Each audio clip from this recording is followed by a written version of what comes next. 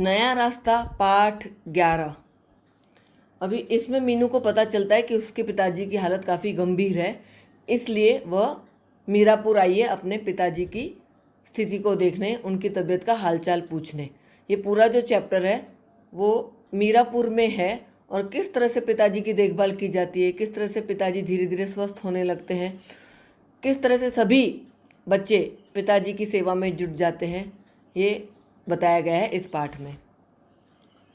मीनू के पिताजी की हालत काफ़ी नाजुक हो चली थी। नाजुक यानी कि गंभीर, सीरियस। डॉक्टरों ने पूर्ण आराम के लिए कह दिया था। घर में आशा, रोहित, माँ तीनों ही उनकी सेवा में लगे रहते। उनकी यह हालत देखकर माँ बहुत विचलित हो उठती, बहुत परेशान, बहुत डिस्टर्ब्ड। जब माँ को मीनू व आशा का ख्याल आता तो वे बेचैन हो उठती। कौन करेगा इन दोनों की शादी? अभी डॉक्टर ने कहा था कि पिताजी की हालत बहुत नाजुक है, उन्हें कुछ भी हो सकता है। माँ को रह रह कर ये ख्याल आता, मेरी तो दो दो जवान बेटियां हैं, पिताजी ना रहेंगे तो मेरी दो जवान बेटियों की शादी कौन कराएगा, ये ख्याल उनके मन में सताता। और पिताजी की चिंता, तबीयत की चिंता लेकर भी वो बहुत ज़्यादा परेशान थी। यदि इनके पिताजी को कुछ हो गया तो क्या होगा हम सबका, आदि अनेक विचार माँ के मस्तिष्क में कौंध जाते, मतलब आ जाते। बहुत परेशान थी माँ। घर में सब मीनू की प्रतीक्षा कर रहे थे। पिताजी दवाइयों के नशे में चुपचाप लेटे रहते या सोते रहते, परंतु जब भी उन्हें होश आता तो मीनू को ही याद करते। बड़ी बेटी होने के कारण पिताजी को मीनू से विशेष स्नेह था। घर में सभी को किसका इंतज़ार था एवं क्यों? घर में सभी को मीनू के आने का इंतज़ार था, क्योंकि मीनू मेरठ में वकालत की पढ़ाई कर रही थी और अब पिताजी की स्थिति काफ़ी गंभीर हो चुकी है, काफ़ी नाजुक है। और जब भी पिताजी होश में आते सिर्फ और सिर्फ मीनू का नाम पुकारते, इसीलिए घर में सभी को मीनू के आने का इंतज़ार था। और पिताजी भी अपनी मीनू बेटी का इंतज़ार क्यों कर रहे थे? पिताजी भी अपनी बड़ी बेटी मीनू का इंतज़ार इसलिए कर रहे थे क्योंकि उन्हें भी पता था कि उनकी हालत काफ़ी नाजुक है, काफ़ी गंभीर है, कभी भी कुछ भी हो सकता है। इसलिए मरने से पहले वे अपनी बड़ी बेटी से मिलना चाहते थे। मीनू बड़ी थी घर में, इसलिए मीनू से पिताजी को विशेष स्नेह था। इसलिए पिताजी रह रहकर मीनू को याद करते और उसके आने का इंतज़ार पिताजी को भी था। आसपास के लोगों को जिनको भी पता चल रहा था उनसे मिलने आ रहे थे। यद्यपि ऑल्दो उन्हें बात करने के लिए मना किया गया था, that he should not talk at all, he should rest, फिर भी सब उनकी बीमारी को सुनकर उनसे मिलने आते रहते। इस कारण उन्हें पूर्ण आराम नहीं मिल पा रहा था। एक्चुअली जब दिल का दौरा पड़ता है तब उस आदमी से बिल्कुल भी बात नहीं करनी चाहिए, उन्हें पूर्ण रूप से आराम करने देना चाहिए, उनसे बिल्कुल भी बातें नहीं करनी देनी चाहिए। पर लोग जो है अपनी चिंता जताते हैं, लेकिन वे ये नहीं समझते हैं कि हम जिस बीमार व्यक्ति से मिलने जा रहे हैं उसे सख्त आराम की ज़रूरत है। उसे ना मिलने जाए तो वो ज़्यादा बेहतर है, क्योंकि तभी उनको आराम मिलेगा। सुबह के 9 बजे थे। मेरठ से पहली बस आने का समय हो गया था। सभी की नज़रें दरवाजे की ओर थी। सभी को मीनू के आने का इंतज़ार था। तभी पिताजी ने थोड़ी सी आंखें खोली और मंद आवाज़ में बोले, मतलब धीरे सी आवाज़ में बोले, मीनू बेटी नहीं आई अभी तक? पास बैठे रोहित ने कहा, नहीं पिताजी, अभी तो नहीं आई हैं दीदी, बस आने ही वाली होंगी। इसके बाद पिताजी ने अपनी आंखें मूंद ली। माँ रसोई में अपना काम कर रही थी, परंतु उनकी नज़र दरवाजे की ओर ही थी। उन्हें मीनू का इंतज़ार था। तभी उन्होंने मीनू को रिक्शे से उतरते हुए देखा। जैसे ही मीनू अंदर आई, माँ को देखकर उसका दिल भर आया। अपना सामान कमरे में रखकर माँ से लिपट गई। माँ, पिताजी की तबीयत कैसी है? माँ बहुत दुखी थी। मीनू की यह बात सुनकर उनकी आंखों में आंसू छलक आए, वे भी रोने पड़ी।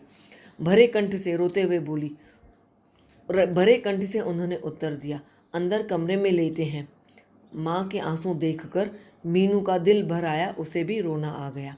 क्या हो गया है उन्हें अचानक? अभी कुछ दिन पहले तो उन्हें अच्छी हालत में छोड़कर गई थी। दिल का दौरा पड़ा है, हार्ट अटैक। डॉक्टरों ने बोलने के लिए बिल्कुल मना किया है। इस समय उन्हें पूर्ण आराम की आवश्यकता है, कहते हुए माँ का गला भर आया। 2 मिनट तक मीनू चुप खड़ी रही, फिर माँ से बोली, माँ कहाँ लेटे हैं पिताजी? हाँ बेटी, तुझे तो बीमारी की हालत में बहुत याद करते रहते हैं। सामने वाले कमरे में लेटे हैं, मिल लो। मीनू ने कमरे में प्रवेश किया, परंतु दयाराम जी की आंखें बंद थी। वे शायद सो रहे थे, शायद वे सो गए थे। वैसे भी दवाइयों का नशा सा था, कभी आंखें बंद कर लेते थे, कभी आंखें खोल लेते थे।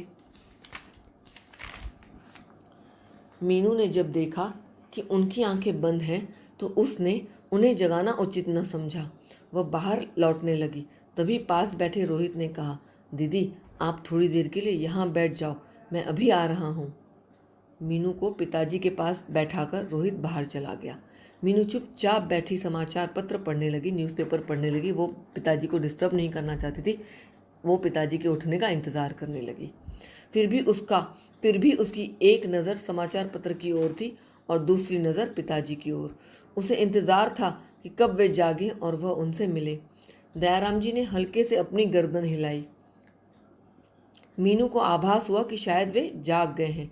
मीनू अपनी कुर्सी से उठी और उनकी ओर बढ़ी। तब तक वे आंखें खोल चुके थे। मीनू को पास खड़ी देखकर उनके चेहरे पर खुशी का भाव उभर आया। धीमी आवाज में वे बोल पड़े, मीनू बेटी तू कब आई? अभी कुछ देर पहले ही आई हूँ। आपकी तबीयत कैसी है? ऐसी ही है, कहकर उन्होंने अपनी आंखें मूंद ली, क्योंकि वे बहुत कमज़ोर हो चुके थे। उन्हें बात करने की एनर्जी नहीं थी, बहुत शक्ति वीकनेस हो रही थी, इसलिए उन्होंने आंखें मूंद ली। पिताजी को क्या पिताजी किस कारण खुश हो उठे, ये प्रश्न भी पूछा जाता है। जब पिताजी की आंख खुली, जब उन्होंने अपनी बेटी, प्रिय बेटी को अपनी आंखों के सामने पाया, तब उनके चेहरे पर खुशी के भाव उभर आए, क्योंकि उनकी अवस्था काफ़ी नाजुक थी। वे गंभीर स्थिति में थे और वे अपनी बेटी से मिलना चाह रहे थे, इसलिए वे खुश हो गए। आंखें मूंद ली। ऐसा लग रहा था कि मानो इतना बोलने से ही उन पर काफ़ी जोर पड़ा है। मीनू फिर चुपचाप कुर्सी पर बैठ गई। उनकी यह हालत मीनू से देखी नहीं जा रही थी। मीनू का दिल भर आया, उसे बड़ा रोना आ रहा था। आखिर क्या हो गया उन्हें? वे तो स्वस्थ थे। अनेक विचार मीनू के मस्तिष्क में घुमड़ने लगे, आने लगे। उसने सामने रखे समाचार पत्र को फिर उठा लिया और पढ़ने लगी। पढ़ते पढ़ते उसकी नज़र कथक नृत्य करने वाली प्रसिद्ध नृत्यांगना की तस्वीर की ओर गई। नृत्य के विभिन्न भावों में खिंची फोटो देखकर मीनू को ख्याल हो आया कि आज उसे भी नृत्य का कार्यक्रम प्रस्तुत करना था। मीनू ने समाचार पत्र उठा लिया। फिर वो क्या सोचने लगी, ये प्रश्न पूछा जाता है। तो उसका भी वार्षिक उत्सव था कॉलेज में, जो उसे नृत्य प्रस्तुत करना था कथक का, लेकिन पिताजी की बीमारी की हालत की वजह से उसे तुरंत मीरापुर आना पड़ा था, इसलिए वह इस कार्यक्रम में हिस्सा नहीं ले पाई थी। वह ये सब सोच रही थी। तभी उसकी नज़र घड़ी की ओर गई। घड़ी में दोपहर के 12 बजे थे। उसे ध्यान आया कि यदि वह मेरठ में होती तो इस समय वह कथक नृत्य का अभ्यास कर रही होती। सबसे पहला कार्यक्रम मीनू का कथक नृत्य ही था, परंतु समय को कौन जान सकता है। सच में इंसान सोचता कुछ है और होता कुछ है। इस बात के पीछे ये आशय है।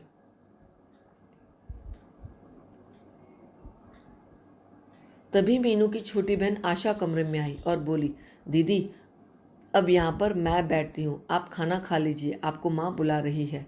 यद्यपि मीनू की खाने पीने की इच्छा बिल्कुल नहीं थी। पिताजी की ऐसी हालत देखते हुए उसकी भूख ही मिट गई थी। उसे बड़ा दुख हुआ था पिताजी की ऐसी गंभीर स्थिति देखकर। उसका खाना पीने पर बिल्कुल भी मन नहीं था, परंतु माँ ने बुलाया था, इसलिए मीनू को जाना पड़ा। माँ मुझे बिल्कुल भूख नहीं है, कहकर मीनू ने टालने की, इग्नोर करने की कोशिश की। माँ समझ गई कि पिताजी की ऐसी हालत देखकर मीनू की भूख उड़ गई है। जिस दिन उनकी तबीयत खराब हुई थी उस दिन तो सभी की भूख उड़ गई थी। रसोई में खाना ही नहीं बना था, किसी ने कुछ भी नहीं खाया था। माँ ने मीनू को समझाते हुए कहा, बेटी खाना खा लो, खाना नहीं खाओगी तो पिताजी की सेवा कैसे कर पाओगी? रात दिन जागना होता है उनके साथ। अच्छा माँ थोड़ा सा दे दो, कहकर मीनू ने बिना भूख के ही थोड़ा सा खाना खा लिया और फिर पिताजी के पास जाकर बैठ गई। लगभग 1 सप्ताह यह क्रम चलता रहा, मतलब 1 वीक यही रूटीन चलता रहा कि सब टर्न बाय टर्न पिताजी की सेवा में लगे थे। हर समय एक व्यक्ति उनके पास बैठा रहता, कभी माँ तो कभी मीनू, कभी रोहित तो कभी आशा। उन सबकी सेवा व ईश्वर के आशीर्वाद से पिताजी की दशा में काफ़ी सुधार हो गया।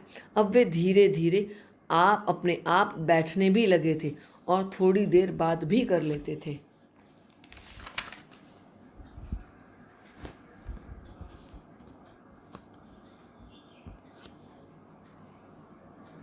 प्रातः लगभग 9 बजे का समय था। उस समय हल्की हल्की वर्षा की बूंदें पड़ रही थी। तभी घर के बाहर एक कार आकर रुकी। मीनू की बुआ जी व फूफा जी बीमारी की खबर सुनकर मिलने आए थे।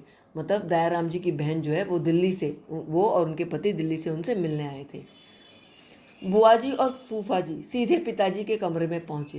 पहले उन्होंने भैया से कुशल क्षेम पूछी, मतलब कैसे हो, क्या हो, सब हालचाल पूछा और फिर इधर उधर की बातें करनी शुरू कर दी। पास बैठी मीनू को लगा कि पिताजी से इतनी बातें करना उचित नहीं है। अब मीनू को लग रहा था कि बुआ जी इतनी ज़्यादा बातें कर रही हैं, सच में बीमारी की हालत में पिताजी को इतना डिस्टर्ब करना, उन्हें बातें करके परेशान करना और उनसे बातें करवाना ये पूरी तरह से अनुचित है। लेकिन बुआ जी को ये बात समझ ही नहीं आ रही थी, क्योंकि उनके साथ पिताजी को भी बोलना पड़ रहा था। उन्हें डॉक्टर ने अधिक बातें करने के लिए मना किया था। एक बार मीनू के मन में आया कि बुआ जी से कह दे कि इतनी बातें ना करें, डॉक्टर ने इन्हें आराम करने के लिए कहा है। परंतु उनके बड़े होने की शर्म करके वह उनसे कुछ न बोली, क्योंकि बुआ जी बड़ी हैं, वो क्या सोचेंगी, इस ख्याल से मीनू ने उनसे कुछ भी नहीं कहा। बुआ जी वहाँ बैठी बैठी अपने पड़ोस की बातें सुनाती रही।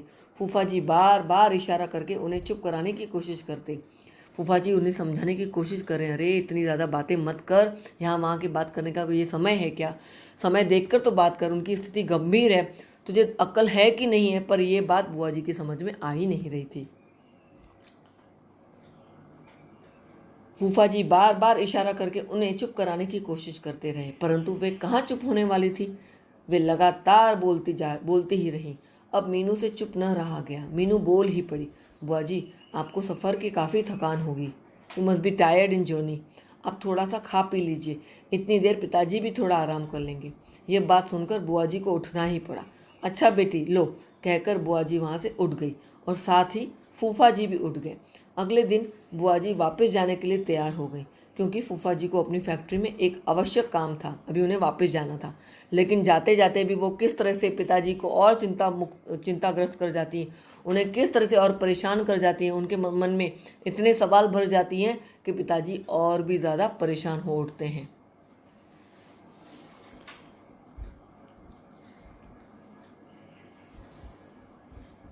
तैयार होने के बाद बुआ जी माँ से बोली, चलते चलते अपने भैया से कुछ बातें तो कर लूँ। यह कहकर वे पिताजी के कमरे में पहुंची। मोस्ट इंपॉर्टेंट ऑफ टर्न पूछा जाता है ये वाला। पिताजी उस समय जाग रहे थे। वे उनसे जाकर बोली, देख भैया मैं तो अब दिल्ली वापस जा रही हूँ, परंतु अपनी एक सलाह तुझे अवश्य देना चाहूँगी, एक एडवाइस ज़रूर दूंगी, दिमाग में बांध ले, वो उस एडवाइस को सोच ले, समझ ले। देख तेरी तो, हाँ बहन जी कहो ना, क्या कहना चाहती हो। देख तेरी दो दो बेटियां जवान हो रही हैं, अब उनकी शादी कर दे। क्या उन्हें पढ़ाने के चक्कर में लगा है? तेरी तबीयत भी ऐसी ही रहती है। कहकर पिताजी ने गर्दन हिलाई और चुप हो गए। भैया मैं सच कह रही हूँ, जवान बेटियों की तो बड़ी भारी जिम्मेदारी होती है। इनकी शादी हो जाएगी तो तुझे कम से कम छुट्टी तो मिल जाएगी। अभी पिताजी को और टेंशन में डाल रही है कि तेरे घर में दो दो जवान बेटियां हैं, तेरी हालत भी नाजुक है, पता नहीं तुझे कब क्या हो जाए, इससे पहले अपनी बेटियों की शादी तो करा ले। पिताजी और भी ज़्यादा चिंताग्रस्त हो गए। क्या बुआ जी का पिताजी की इस स्थिति में ऐसी बात करना उचित था? ये प्रश्न पूछा जाता है। बीमार व्यक्ति को जाते समय हमें उनके साथ कैसा व्यवहार करना चाहिए, समझाइए। क्या उस समय बुआ जी का व्यवहार उचित था? अपने शब्दों में लिखिए। ये प्रश्न पूछा जाता है। फिर रह गया रोहित, वह तो लड़का है, उसकी कोई ऐसी बात नहीं है। बुआ जी ने बहुत विश्वास के साथ कहा। पिताजी ने कहा कि बेटियों की शादी की चिंता उन्हें भी है, परंतु लड़का नहीं मिल पा रहा है। सो तो ठीक है भैया, पर देखना तो पड़ेगा ही लड़का। शादी के बाद तुम्हारी ही जिम्मेदारी कम हो जाएगी, कहकर बुआ जी अपने भैया से विदा लेकर बाहर निकल आई और कार में बैठ गई। माँ, मीनू, रोहित, आशा सभी बुआ जी फूफा जी को कार तक छोड़ने बाहर आए। उनको विदा करने के पश्चात अंदर आकर देखा तो पिताजी गहरी चिंता में डूबे हुए थे। पिताजी किस चिंता में डूबे हुए थे, ये प्रश्न पूछा जाता है। बुआ जी की बात सुनकर वे अपनी दोनों बेटियों की चिंता में पुनः फिर से डूब गए। मीनू भी एमए करने के बाद वकालत पढ़ रही है और फिर आशा भी तो बीए कर चुकी है। अभी वे इन्हीं विचारों में तल्लीन थे, इनग्रॉस थे कि माँ ने कमरे में प्रवेश किया। उन्हें देखकर वे बोले, मीनू की माँ, यदि मुझे कुछ हो गया तो मीनू और आशा की शादी कैसे करोगी तुम? रोहित लड़का है, उसकी शादी की मुझे इतनी चिंता नहीं। बुआ जी के जाने के बाद पिताजी किस चिंता में घिर गए, किस चिंता में डूब गए? उन्होंने अपनी पत्नी से क्या कहा, यह भी प्रश्न पूछा जाता है। उनकी बात बीच में ही काटते हुए माँ बोली, आप ऐसा क्यों सोचते हैं? आपको कुछ नहीं होगा। नहीं मीनू की माँ, मोस्ट इम्पोर्टेंट अवतरण। नहीं मीनू की माँ, जब मौत आती है तब किसी की नहीं चलती, उस समय सब देखते ही रह जाते हैं। तो पिताजी का कहना है कि सच में अगर मुझे सच में कुछ हो गया और अचानक से मैं मर गया तो सच में क्या होगा? मेरी दो जवान बेटियां हैं, तुम अकेले कैसे उन सबकी शादी करोगी? यह बात मुझे दिल ही दिल में खाई जा रही है। नहीं। माँ उनकी बात सुनकर बहुत उदास हो गई। उदास स्वर में बोली, आपको क्या हो गया है आज? कैसी बहकी बहकी बातें कर रहे हैं आप? मतलब why you are talking all ऐसे? पिताजी माँ कह रही है पिताजी से, नहीं तुम मेरी मनस्थिति नहीं समझ सकती हो, मतलब you don't know my mental state. मैं दो बेटियों का पिता हूँ। जब तक इन दोनों के हाथ पीले ना कर दूँ, इनकी शादी ना करा दूँ, तब तक मैं चैन से मर भी नहीं सकता। आई कांट डाई बिकॉज मेरे सिर पर दो जवान बेटियों की शादी का बोझ है। उन्होंने खांसते खांसते इस वाक्य को पूरा किया। आप इन दोनों की शादी करना चाहते हैं, परंतु लड़के एकदम कहाँ मिल जाएंगे? अच्छे लड़कों का मिलना भी तो आसान नहीं है, और जब लड़के अच्छे मिलते हैं तो लड़के में कमी निकाल देते हैं। कहते कहते माँ भी उदास हो गई। माँ क्या कहकर उदास हो गई, ये प्रश्न भी पूछा जाता है। जब पिताजी ने बेटियों की शादी की चिंता जताई तब माँ कहने लगी कि सच में आप तो कहते हैं कि शादी करनी है, पर उसके लिए लड़के चाहिए, लड़के कहाँ मिलते हैं, और जब मिलते हैं तो लड़कियों में कमी निकालते हैं। ऐसी बातें सोचते हुए माँ उदास हो गई। लड़के तो देखने ही पड़ेंगे, फिर अपनी मीनू को तो समझा लो, वो शादी के लिए तैयार होगी तभी तो। अभी पिताजी को लग रहा है मीनू अभी शादी के लिए तैयार भी नहीं है, पहले तो उसको तैयार करो, उसको समझाओ, उसके बाद कहीं वो शादी के लिए राजी होगी। माँ ने उनकी बात का उत्तर देते हुए कहा, मीनू से बात करनी ही पड़ेगी। वैसे वह अभी वकालत पढ़ रही है, उसकी शादी के लिए तैयार होना असंभव है। Because she studying, how can she married can be married, because उसकी पढ़ाई नुकसान हो जाएगा नहीं तो। पिताजी को कुछ विश्वास सा था कि उनकी इस हालत को देखकर मीनू शादी के लिए तैयार हो जाएगी। उन्होंने मीनू को बुलाने के लिए कहा। अभी पिताजी को लगा कि मैं बहुत ज़्यादा गंभीर अवस्था में हूँ, मेरी स्थिति नाजुक है, तो शायद मेरी स्थिति देखकर वह शादी के लिए तैयार हो जाए, इसलिए उन्होंने मीनू को बुलाने के लिए भेजा।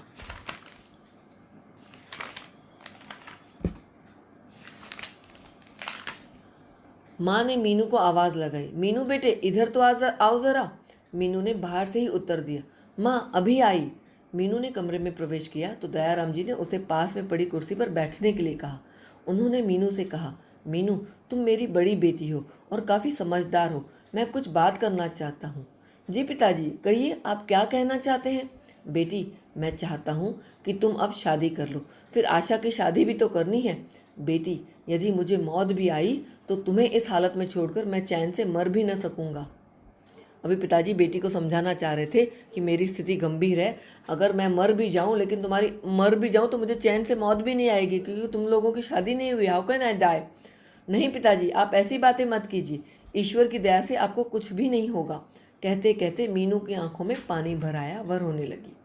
बेटी मैंने तुमसे शादी की बात पूछी थी, तुम्हारी क्या इच्छा है?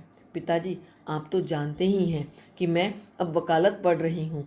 3 साल का कोर्स है, 1 साल पूरा होने वाला है, 2 साल और बाकी है। यदि मैंने शादी कर ली तो क्या मेरी पढ़ाई पूरी हो सकेगी?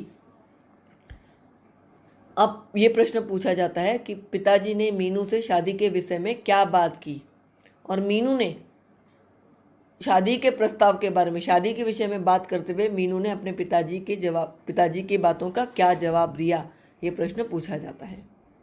तो ये वाला पैराग्राफ आंसर है। पास बैठी माँ बोली, मीनू पढ़ाई तो शादी के बाद भी हो सकती है। यदि तुम में पढ़ाई के प्रति रुचि है तो तुम बाद में भी पढ़ सकती हो। पर माँ, मैं अपने जीवन का एक उद्देश्य बनाकर चली हूँ, एक लक्ष्य बनाकर चली हूँ। मुझे जिस मंजिल की तलाश है उस तक पहुँचने के लिए बहुत परिश्रम व यत्न, यत्न मतलब बहुत कोशिश की आवश्यकता है। यह सब शादी के बाद संभव न हो सकेगा। माँ ने भी उसे जोर देते हुए कहा कि अब तो तुम्हें शादी कर लेनी चाहिए, शादी के बाद पढ़ाई कर लेना। लेकिन मीनू ने माँ की बातों का जवाब देते हुए कहा कि सच में शादी के बाद वैसी पढ़ाई नहीं होती है, और जो लक्ष्य मैं निर्धारित कर चली हूँ, जिसे पूरा करने के लिए काफ़ी मेहनत, काफ़ी लगन की आवश्यकता है, और शादी के बाद और भी जिम्मेदारियाँ आ जाती है, ससुराल की जिम्मेदारी आ जाती है, घर गृहस्थी को संभालने की जिम्मेदारी आ जाती है, फिर इसलिए पढ़ाई में काफ़ी बाधा आती है। इसलिए वह अब शादी करना नहीं चाहती, उसकी पढ़ाई करना ज़्यादा आवश्यक है। मीनू बेटी, तुम्हें वकालत की पढ़ाई पूरी करने में 2 वर्ष से अधिक लगेंगे। उसके बाद तुम्हारी शादी होगी, और तुम्हारी शादी के बाद आशा के लिए लड़का देखेंगे। इसमें बहुत समय लग जाएगा। माँ, तुम मेरे कारण आशा की शादी क्यों रोक रही हो? आशा के लिए कोई अच्छा सा वर खोज कर, उसके लिए एक अच्छा सा लड़का देखकर उसकी शादी कर दो। यह बात सुनकर पिताजी से रुका न गया। वे बोले, मीनू बेटी, ऐसा कैसे हो सकता है कि बड़ी बेटी को छोड़कर पहले छोटी की शादी कर दे? ऐसा करने के लिए क्या हमारा दिल गवाही देगा?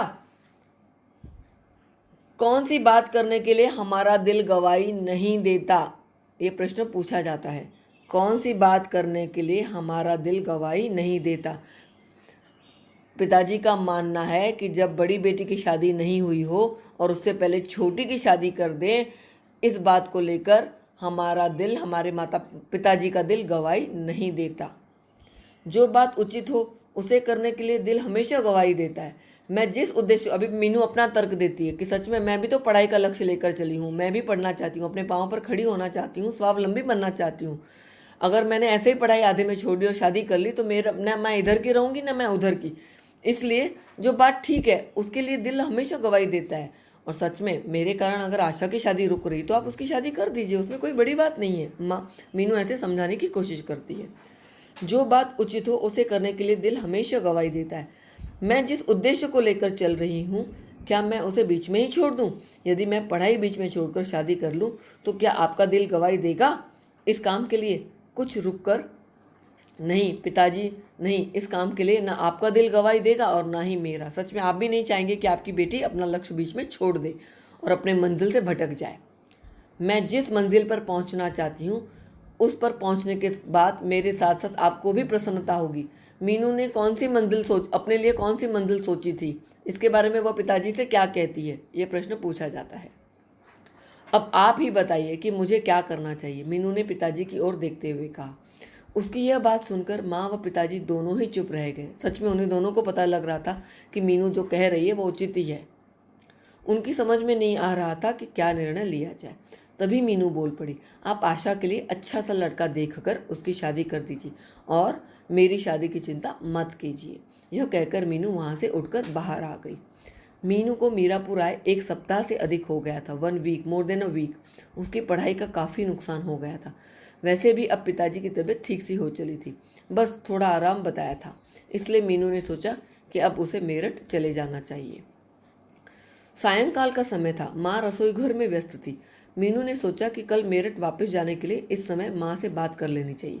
वह माँ के पास जाकर खड़ी हो गई। कुछ देर माँ को काम करते देखती रही, फिर माँ से बोली, माँ, यदि आप कहें तो मैं कल मेरठ चली जाऊँ। अच्छा, तुम कल जाना चाहती हो? चली जाओ, तुम्हारी कई दिन से पढ़ाई खराब हो रही है। ठीक है, मैं कल सुबह वाली बस से चली जाऊँगी, जिससे कल कॉलेज भी जा सकूँ।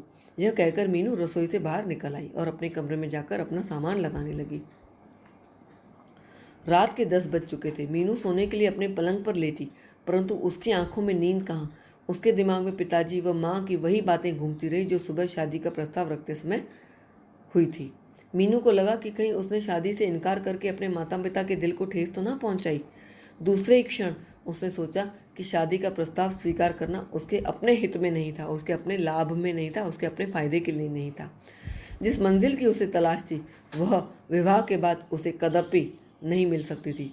2 वर्ष और पढ़ाई करना शादी के बाद बड़ा मुश्किल होता, इसलिए उसे लगा कि उसने जो सोचा था, जो निर्णय लिया था वो सही था। फिर भी she was in a dual mind कि मैंने जो निर्णय लिया था वो सही था या नहीं था। ये प्रश्न भी पूछा जाता है कि मीनू जब पलंग पर लेटी तो वो क्या सोचने लगी। क्या उसका निर्णय उचित था। यही सब सोचते सोचते उसे नींद आ गई और सुबह उसकी तभी आंख खुली जब माँ उसके लिए गर्म गर्म चाय बनाकर उसे उठा रही थी। माँ की आवाज़ सुनकर मीनू हड़बड़ाकर उठी और चाय पीकर अपनी तैयारी में लग गई। चलने से पहले मीनू पिताजी के कमरे में गई। विदाई लेते समय उसकी आंखों में आंसू भर आए। पिताजी की ऐसी स्थिति देखकर और पिताजी को ऐसे छोड़कर जाना उसे अच्छा नहीं लग रहा था, इसलिए वह रोने लगी। कितनी मजबूर थी इस समय वह। क्या मीनू की इस समय क्या मजबूरी थी? मीनू की इस समय यह मजबूरी थी कि वह पिताजी को ऐसी हालत में छोड़कर भी नहीं जाना चाहती थी, परंतु अगर उसकी पढ़ाई नहीं होती, उसकी मेरिट की वकालत की पढ़ाई ना होती तो पिताजी की ऐसी गंभीर स्थिति में उन्हें ऐसे अकेला छोड़कर नहीं जाती। परंतु कहीं ना कहीं उसकी खुद की पढ़ाई का भी नुकसान हो रहा था, इसलिए मजबूरन उसे मेरठ जाना ही पड़ रहा था। यदि उसकी पढ़ाई न होती तो वह पिताजी के पास रहकर उनकी सेवा करती, परंतु पढ़ाई के कारण वह अधिक समय के लिए उनके पास रुक भी नहीं सकती थी। चलते समय माँ ने अपना आशीर्वाद भरा हाथ उसके सिर पर रख दिया और उसकी सफलता व मंगलमय भविष्य की कामना की।